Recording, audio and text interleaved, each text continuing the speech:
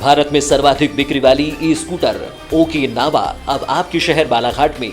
New Okinawa I praise plus intelligent scooter, the one for all scooter 2 से 3 घंटे में full charge 160 kilometre की range पर उपलब्ध। साथ में भारत सरकार की फेम 2 स्कीम के तहत 49,500 की सब्सिडी। ओकिनावा आज ही संपर्क करें सुनील ई बाइक मोटर FCI गोदाम के सामने, Gondia road, Kosmi, Balaghat. Sai motor girls school के सामने, लाजी में संपर्क करें 9329075209। प्रकृति ई बाइक बैहर में संपर्क करें 9754096514। अंकु ई बाइक उत्कृष्ट विद्यालय के सामने, कटंगी। Mobile number 7000429620 7999685886।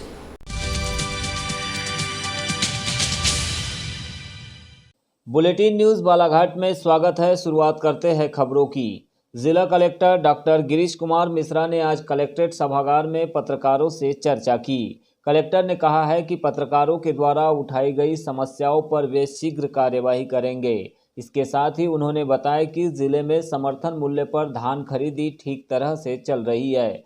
किसानों से खरीदे गए धान के परिवहन पर विशेष ध्यान दिया जा रहा है। शासन द्वारा किसानों के भुगतान की व्यवस्था में इस बार परिवर्तन किया गया है। किसानों को धान का भुगतान हो रहा है। इस दौरान शासकीय भूमि पर किए गए अतिक्रमण को हटाने, नगरीय क्षेत्र बालाघाट में बकाया कर वसूली, कोरोना संक्रमण को रोकने, नक्सल प्रभावित क्षेत्रों में विकास कार्यों को लेकर भी कलेक्टर ने चर्चा की। समस्याएं बता रहे हैं, हमको आगाह कर रहे हैं, हमको पॉइंट आउट कर रहे हैं, हम प्रयास करेंगे कि उस पर काम करें। धन्यवाद साथियों। देखिए, हमारा जो ऑनलाइन ऑफलाइन परिवहन है वो कुल हमारा 78% धान का परिवहन हो गया है। 2,10,000 मीट्रिक टन हमारी खरीदी हुई थी, जिसमें 1,30,000 के आसपास हमारी धान जो है ट्रांसपोर्ट हो चुकी है। वर्तमान में चूँकि मौसम को देखते हुए कल और परसों किसान की आवक ज़्यादा हुई है। हमारे जो एक दिन की खरीदी है वो लगभग 15,000 MT के आसपास की चल रही है। उसको देखते हुए जो कल का अनुमान है वो हमको लग रहा है कि 6 से 7,000 बोरे हमारे गिले हुए हैं। हमारी आगे की जो कार्य योजना रहेगी कि जो जहां कच्चे फ्लोर पे खरीदी हो रही है और हमारा थक्के लगे हुए हैं, वहां से आज हमारे ज़्यादा से ज़्यादा ट्रांसपोर्टेशन हो जाएंगे। जो थोड़ा गीला अनाज हो गया है उसको लेकर के अभी अनाज सूखने का हम वेट करेंगे, उसके बाद उसकी खरीदी करेंगे। ज़्यादातर ये हुआ है कि किसान का माल जो किसान उपार्जन केंद्र तक लाए हैं वही गिले हुए हैं। आज जो है पूरी स्थिति क्लियर होगी।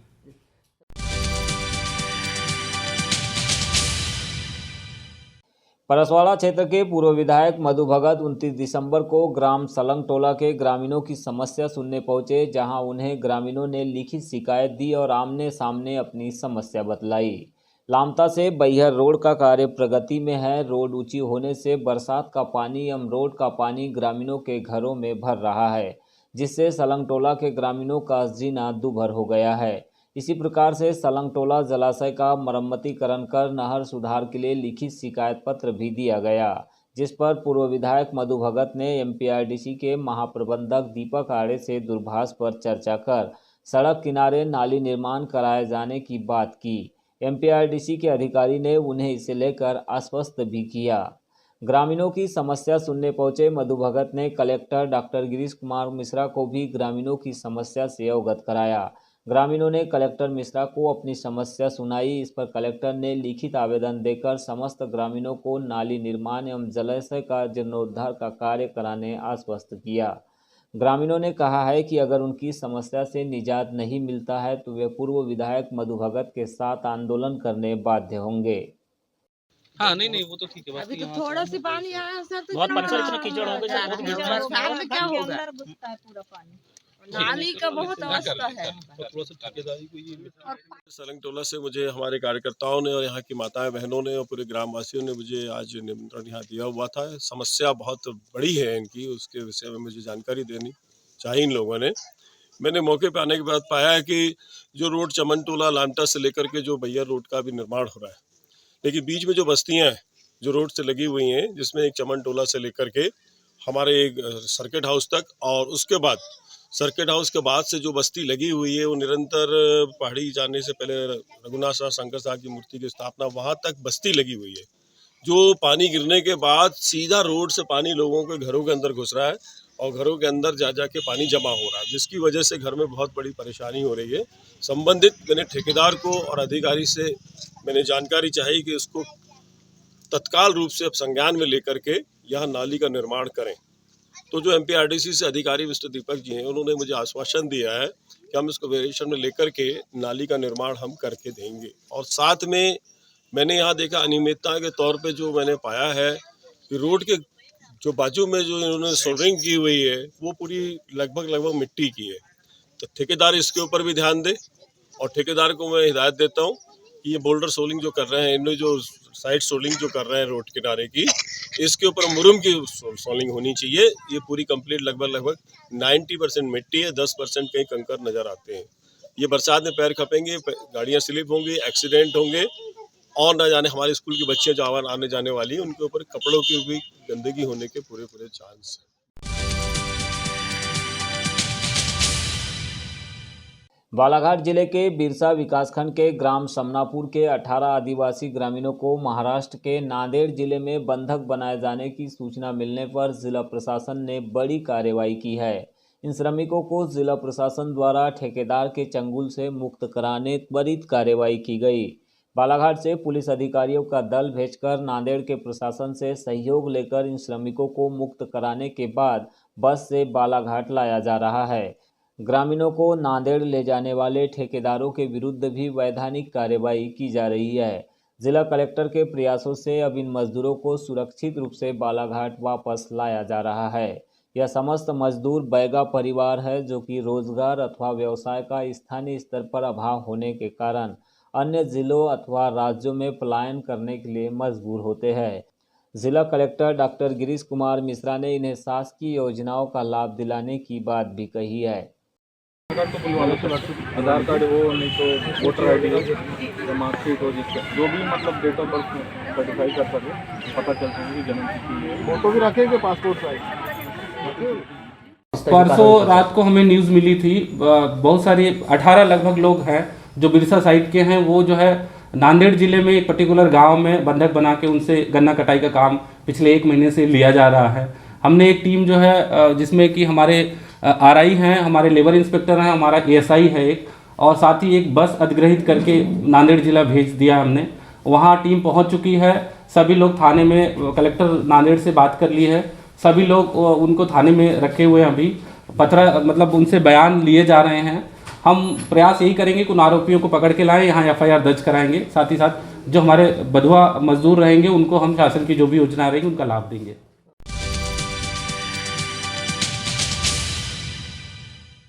त्रिस्तरीय पंचायत चुनाव की प्रक्रिया को राज्य निर्वाचन आयोग ने मंगलवार को देर शाम निरस्त कर दिया है। राज्य सरकार द्वारा मध्य प्रदेश पंचायत राज एवं ग्राम स्वराज संशोधन अध्यादेश वापस लिए जाने के बाद चुनाव का आधार समाप्त होने से आयोग ने यह निर्णय लिया है। इसके लिए 2 दिन से आयोग द्वारा विधि विशेषज्ञों से परामर्श चल रहा था।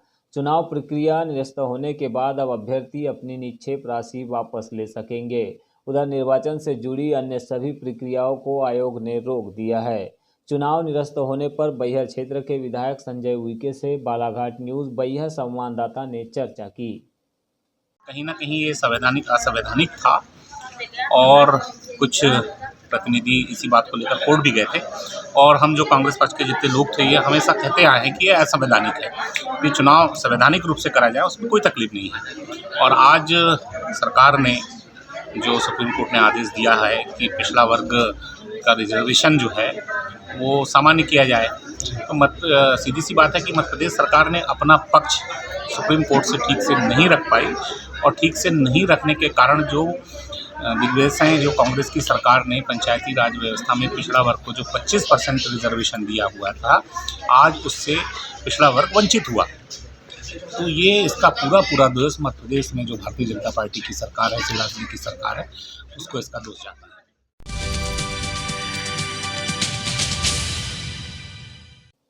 बंदगी की राहों पर जिस बंदे के कदम बढ़ गए वो बंदा हर व्यक्ति के लिए खुदा हो गया है। ऐसा खुदा हो गया कि उससे जुदा होने का किसी का मन ही नहीं होता। ऐसे प्रभु पार्श्वनाथ है। 10 जन्मों की वो यात्रा, बड़े भाई के साथ हुआ व्यवहार, लेकिन कमठ बड़ा भाई होकर भी बड़ा नहीं बन पाया। यह विचार है उपाध्याय प्रवर प्रवीण ऋषि जी महाराज साहब के, जो उन्होंने आज भगवान पार्श्वनाथ जन्म कल्याणक के अवसर पर नूतन कला निकेतन में चल रहे पारस कथा के 6वें दिन व्यक्त किए। ऋषि प्रवीण जी महाराज साहब ने आगे कहा कि ये जिंदगी की सच्चाई है कि सुधारने वाला मिल जाए तो हम सुधरने के लिए तैयार होते हैं और बिगाड़ने वाला मिल जाए तो हम बिगड़ जाते हैं। ये ज़िंदगी बहुत सुहानी है, यदि समझ जाओ तो समझदारी है, और नासमझी का ड्रामा करने का तय कर रखा हो तो फिर बहुत मुश्किल है। मरुभूति को जिस समय उम्मीद नहीं थी उस समय आकर योगी अरविंद संभाल लेते हैं और मरुभूति के अंदर टर्निंग पॉइंट पर चेंज हो जाता है। उस समय वो तय कर लेता है कि हर जीव मेरे कृपा का पात्र है, गुस्से का पात्र नहीं। मुझे किसी को भी अपनी ज़िंदगी में डस्टबिन बॉक्स नहीं बनाना है। मुझे अगर किसी को कुछ बनाना है तो फ्लावर पॉट ही बनाना है। आखिरी समय तक, मैं जब तक जिंदा हूं तब तक कुर्सी छोड़ने वाला मत छोड़ कुर्सी। जो सत्ता के कुर्सी पर मौत के मुंह में गया वो नरक में ही गया। जो सत्ता छोड़ करके मौत के गले मिल गया वो मुक्ति के राह पर चला। इसलिए चक्रवर्ती बनने के बाद भी उन्होंने सत्ता छोड़ी, सुख छोड़ा, सुविधा छोड़ी, वैभव छोड़ा। उन्हें लगा कि मुझे भी प्रेम बांटना है, मुझे भी सत्य को धारण करना है, मुझे भी श्रद्धा को धारण करना है, तो धन को छोड़ना ही पड़ेगा। आचार्य श्री रत्न सुंदर सुरेश्वर महाराज साहब ने एक बार बहुत सुंदर बात कही थी। आप में और हमारे में बहुत थोड़ा सा अंतर है। आप में और हमारे में बहुत थोड़ा सा अंतर है। हमने सोचा तुम निकालोगे, पहले ही निकल जाते हैं। तुम निकालोगे, पहले ही निकल जाते हैं। कंधों पे सवार होकर निकलने के बजाय अपने कदमों से ही निकल जाते हैं। नहीं तो कंधों पर सवार होकर तो घर से जाते नहीं है, निकालते हैं फिर।